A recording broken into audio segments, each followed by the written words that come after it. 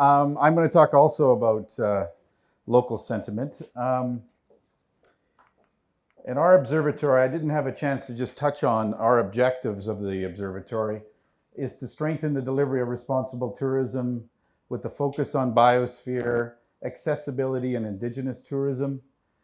We focus on creating alignment and synergy through strengthening partnerships and further cross-industry collaboration, a real focus on research and utilization of big data, crisis management through monitoring, mitigation, planning, and communications, strategic marketing and communications through research, education, and feedback, and finally, influencing change through municipal, provincial, and federal advocacy. And you'll hear how we're doing that using these tools that I'm going to talk about. And I think we got a bit of a font issue, but in terms of our research structure, much like I'm sure everybody that's in the room, focusing on data sources, both internally and externally. We focus on our data gathering and partnership with our educational institutions and our interdepartmental committee, which I'll touch on in a few minutes. And finally, the outcome directions through our reports to industry.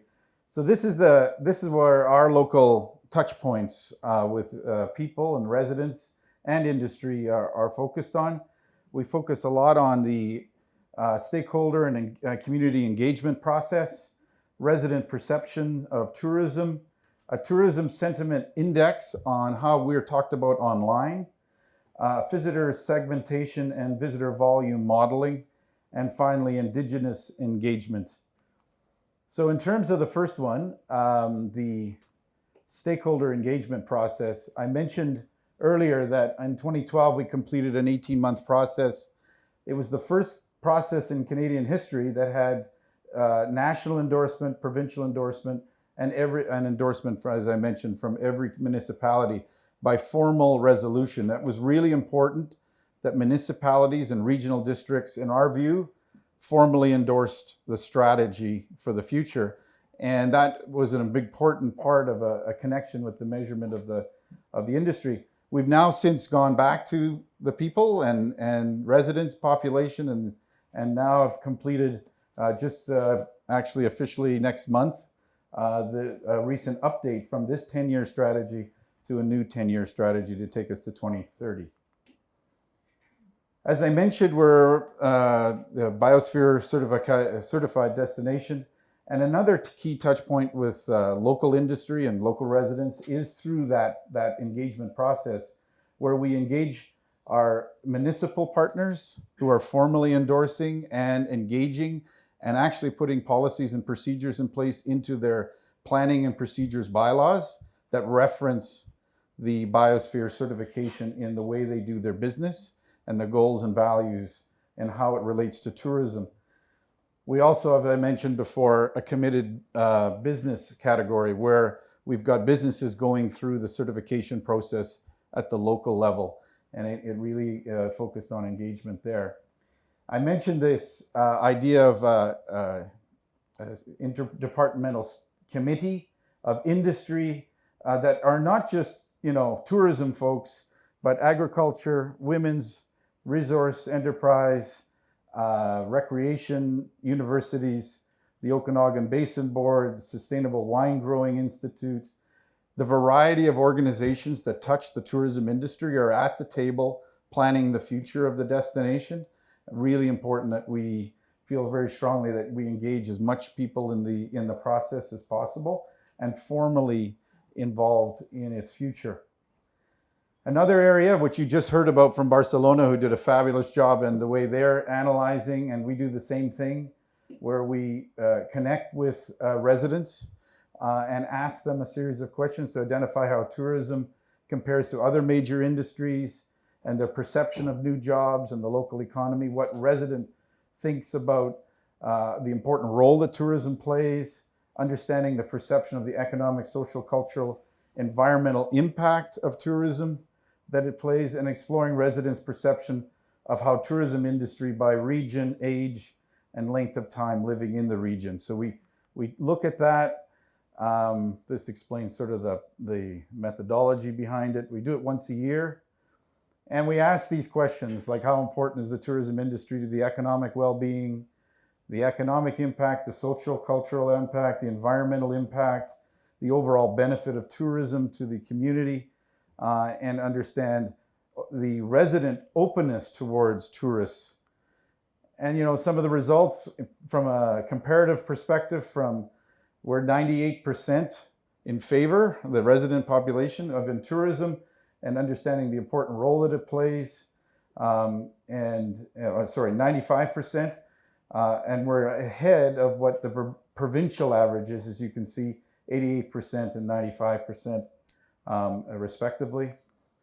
And then we also understand, like, for example, the visitors' perceived volume of tourists, the resident perceived volume, and you can by season. And understanding, we're starting to see a trend here where obviously the summer season, they see it's maybe too many visitors. So we're able to understand what people's perception of what they're willing to accept in terms of capacity. And tourism openness, obviously, what the resident perceives. I want tourists to come to my community and have an enjoyable experience. I appreciate the tourist contribution and they make to the local economy. I feel positive about the encounters. As you can see, we feel we're still on the right side of the equation there, but we have to continue to monitor how that continues to grow as the industry changes. Another area we focus on is looking at online sentiment analysis. So what are people saying about us online? And we contract an independent research company that provides insights on data to help guide our strategic planning, our marketing and destination development. And so we look at what people are positively saying about us, what they're not saying, are very passive, and what their detractors are. And in this last go, you can see where our sentiment index is 50. So basically 52% are promoters of people that are talking about us online, 2% are detractors, and the rest don't really say much. And then we compare that to other regions that we work with and have comparative sets with. Niagara region, Vancouver Island, Napa, Flanders, Southern Queensland. And from those indexes, we can see how the region is stacking up based on a complementary region in the world. Another area that we focus in on is visitor segmentation and volume modeling. So we're trying to understand capacity issues, as we mentioned earlier, and the type of visitor the residents have said in our strategies over and over again is a market segment called authentic experiencers and cultural explorers. And we're able to target them very specifically through mobile phone data and through embryonics research, which allows us to geo-target people. And then we use very specific marketing that you can see here as an example. We can geo-target a specific district in Vancouver, which is one of our primary markets. We know there's more of those types of visitors there. And we tell them specifically what they want to hear and how they want to hear it. And at a time of year, we want them to come. And this is an example of a recent program we just ran. And we can even tell if those people actually see our ad, whether they actually came physically to our area at the time and the place we wanted them to come. And so we were able to measure the program areas around that part of it. And finally, the other engagement process we look at is with our Indigenous communities. It's a much different process. It's a much more about going into those communities with your mouth shut and ears open. And it's really important that it's a long process. These Indigenous communities may or may not want tourism in their community. They may or may not want to be involved. And we need to listen to them in their way, in their time. And things that were identified through those processes is that their need for more training and interest in understanding best practice. Another was a desire to use and share their medium to tell their story through art. And that was a big part of how they felt that they can get engaged in tourism. And another one was an opportunity for a series of projects creating social value through cultural tourism. And so, for example, we won the bid for the International Indigenous Summit, which is actually happening on November the 12th. And that was to bring the Indigenous leaders from around the world. There'll be 700 Indigenous leaders from around the world that were coming to this event to talk about tourism and leadership around that. So we're very proud to do that. One of the processes we use now for art is we bring the art to where the volume of people are through a mobile retail store. And that has been a very successful feature in raising the profile of the interior Salish story and through the arts. And finally, I wanted to play a video, a couple of 3-minute video that talks about social engagement projects in terms of how to engage Indigenous communities in a meaningful way that provides lasting impact, that not only does it for tourism opportunities in the end, but for more importantly, social impact for the residents. So.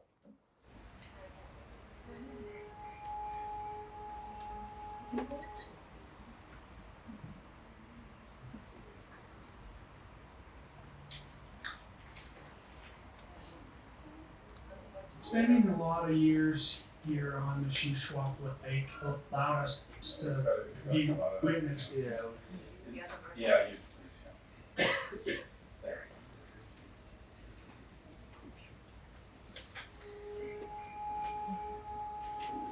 Spending a lot of years here on the Shuswap Lake allowed us to be witness to this very special family of bald eagles flying amongst us, fishing, dropping feathers.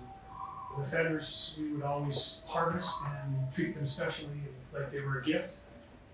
They're gonna fall a tree that's several hundred years old, make a couple traditional canoes.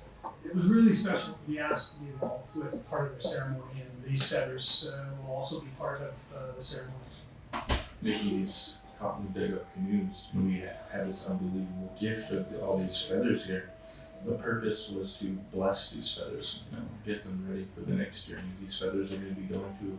My philosophy behind the smudge is that I'm praying to the smoke, and the smoke goes up to the Creator, and alongside with the help of the eagle feather to keep it going, lift it up as well.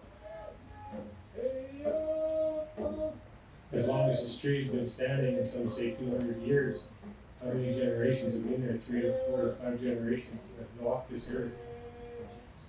In making the canoe, it is honoring our ancestors. There's a lot that has been forgotten. It's going to be a celebration in itself, but also it's just a remembering of our ancestors and trying to go back to who we were. We had an opening smoking ceremony for the tree itself to pray with the tree and offer it a gift of tobacco. Once the tree fell and it gave us its life, it awakened our spirits as the ground shook. We all took a branch, and that will protect us, because it's very powerful. In the minds of everybody here today for a long time, the stories have been told about this. The reclaiming of the heritage is just touching my heart. Oh, for me, it's incredibly spiritual. When you hear them talk about their connection with the tree, how the tree has a life that will continue on. So I thought that was very touching. From my great grandparents, who we are today, and pass that down to the children and watch them with their own eyes, that they're going to carry on that legacy that our ancestors have carried on before. That canoe is going to breathe new life into my people, because they're going to be able to see our culture come to life. And everybody that was there today, we're going to be a part of that. Where in our language we call Salukumpa, means helping one another. So he brought in the school district, all the kids. He brought in our band members. He brought in customers that came in and just stayed the night. Over 1,000 set of hands have been working on this canoe. Well, you can see the enthusiasm in the ones that work together and see them come here today. Great to see them see the beginning, the middle, and now the end of it. So I was really honored to see them come back. This is really important for the nation. I get to pass this knowledge on down to Tanner, who's going to pass it on to somebody else. And for a canoe to go into the water and to do the exact same thing that our people would do 150, 200 years ago is huge. Oh, very proud, very proud. Good to see everybody here to witness these canoes hit the water. Very good. I am very proud. I'm very proud of all my people, all the native people, including the young, it was waking up our spirit. It was waking all of us up again and giving us that pride that we all had and all came up to the top again. It was a good pride.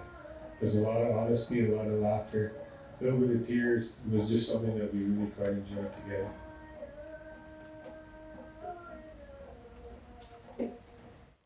And so now that's a full-time tourism operation as a result of that process. And that's an ongoing initiative now that the tourism industry is actively involved in. And that came from the local sentiment and understanding. So thank you for the opportunity to present again. Thank you, Dirk. Thank you.